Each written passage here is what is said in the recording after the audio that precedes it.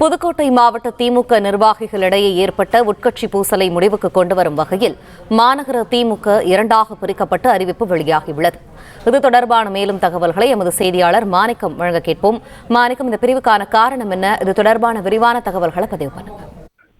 புதுக்கோட்டை மாவட்ட திமுகவில் ஒரு சலசலப்பு ஏற்பட்டிருந்தது. அண்மையில 8ஆம் தேதி நடைபெற்றிருந்த நிகழ்ச்சியின் பொழுது அமைச்சர் நேரு கைவோங்கி நிர்வாகிகளை செல்லும் அளவுக்காக அந்த உட்கட்சி விவகாரம் பூதாகரமாக கிளம்பினது.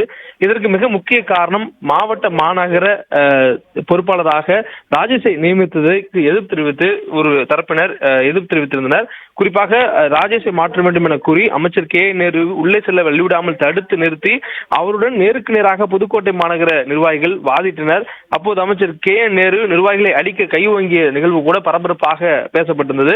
இந்த நிலையில புதுக்கோட்டை மாநகர திமுக உட்கட்சி மோதலை முடிவுக்கு கொண்டு வரும் வகையில அண்ணா அறிவாலயத்தில் 2 நாட்களுக்கு முன்பாக சமரச பேச்சுவார்த்தை என்பது நடத்தப்பட்டதாக சொல்லப்படுகிறது. இந்த நிலையில முதலமைச்சர் மு.க. ஸ்டாலினும் புதுக்கோட்டை மாநகர நிர்வாகிகளை நேரில் அழைத்து நிலவரங்களை கேட்டிருந்து புதுக்கோட்டை மாநகரை 2ஆக பிரிப்பதற்கு உத்தரவிடுவதாக முதலமைச்சர் அவர்கள் தெரிவித்ததாகவும் சொல்லப்படுகிறது.